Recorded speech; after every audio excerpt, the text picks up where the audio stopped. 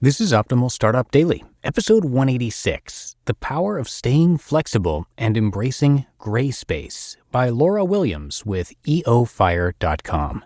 And I'm Dan, I'm your host of the show, and happy Easter to you if you're celebrating today and listening in real time. This is where I read to you from some of the best blogs on entrepreneurship, and today's author is a guest author on the EOFire blog, so we'll tell you more about Laura after the reading. For right now, let's hear the post as we optimize your life. The Power of Staying Flexible and Embracing Gray Space by Laura Williams with EOFire.com. You've got an idea, a big idea, an earth-shaking, mind-blowing, never-before-seen idea, and you're going to turn that idea into a business that changes the world. And like a dog with a bone, you charge forward, determined to make it work. That's a good thing. It takes passion, drive, and an unerring confidence in yourself to get a business off the ground. But if you're not careful, tunnel vision can slow or even stop your path to success. Tunnel vision, sticking to one path without contemplating outside opportunities, is a black and white way of thinking. When you approach your business in blacks and whites, you're assuming there's always a right or wrong, yes or no, a must or must not. One of the best skills an entrepreneur can cultivate is flexibility and the ability to work within a gray space. The gray space.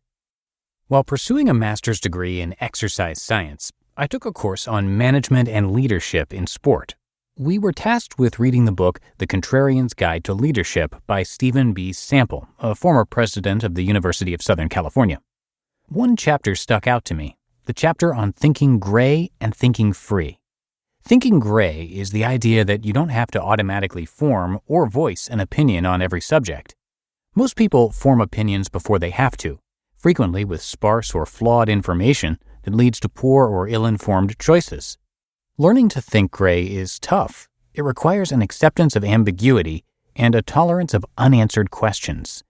This is a challenge for entrepreneurs who assume to move forward, they must be ready to act at a moment's notice and always have the answers to every question.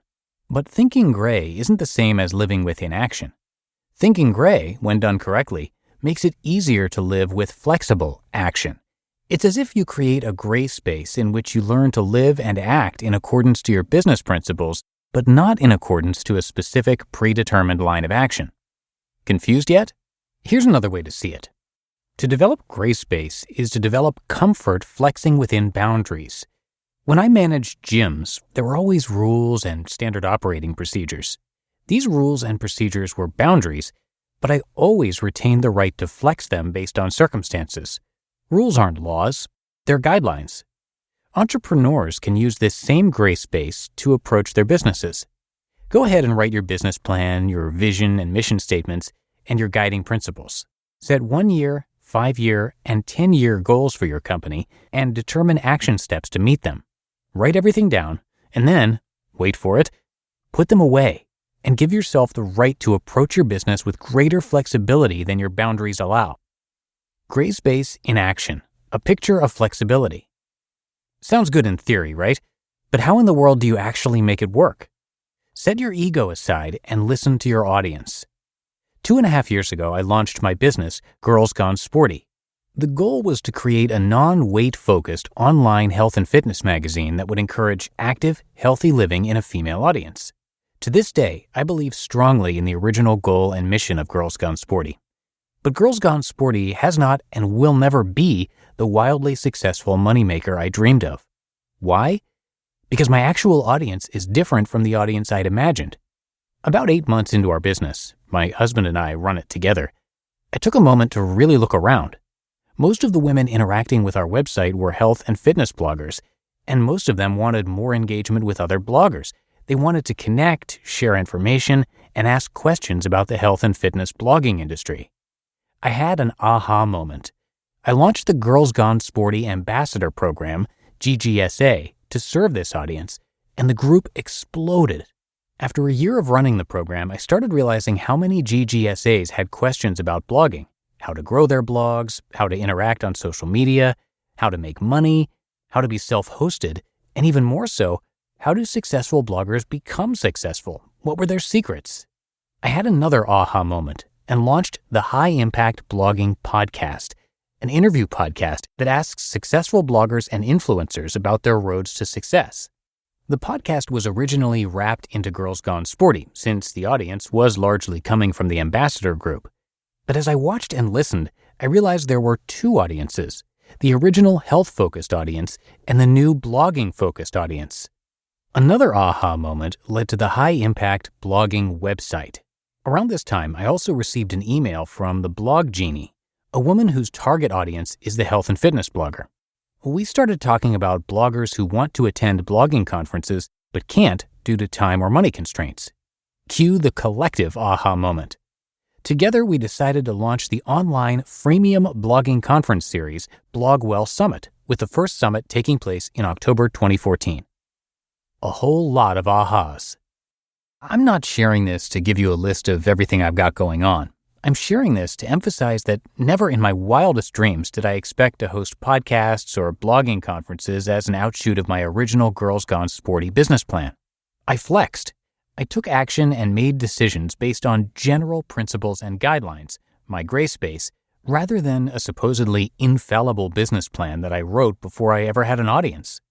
When you're willing to live in the grays, to flex and respond based on data and circumstances, that's when your business has the chance to really grow.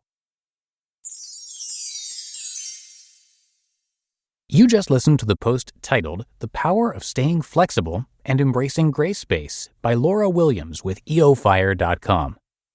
And thank you to NordVPN for their support. The online world seems to be getting scarier and scarier, with more people and companies being able to access your data. A VPN service provides you a secure, encrypted tunnel for online traffic to flow, so no one can get their hands on your internet data. Perfect if you're looking for peace of mind when using public Wi-Fi, like when in an airport or a coffee shop, or when accessing personal and work accounts on the road. And NordVPN is doing just that, now serving more than 14 million people worldwide. They have super fast servers, over 5,200 in 59 countries, no data logging, and 24/7 customer support through live chat and email.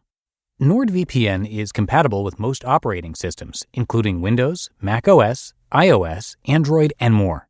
And they give you unlimited bandwidth with double data encryption for increased anonymity, all with a 30-day money-back guarantee. And for NordVPN's birthday, every purchase of a 2-year plan will get you 1 additional month free and a surprise gift. Go to nordvpn.com/OSD and use code OSD. That's nordvpn.com/OSD and use that code OSD. And thank you to Laura, who is, again, a guest author on the EOFire blog.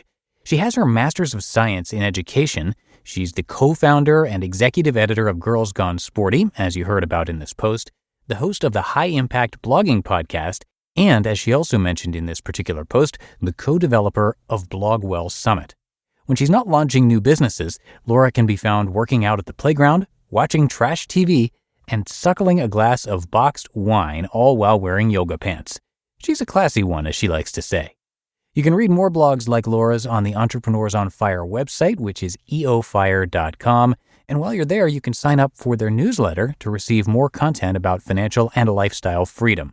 So thank you to both Laura and the team at EOFire for letting us share this one with you today. All right, that's going to do it for episode 186 of Optimal Startup Daily. I will, of course, be back with you tomorrow with another post. So stay tuned for that, where your optimal life awaits.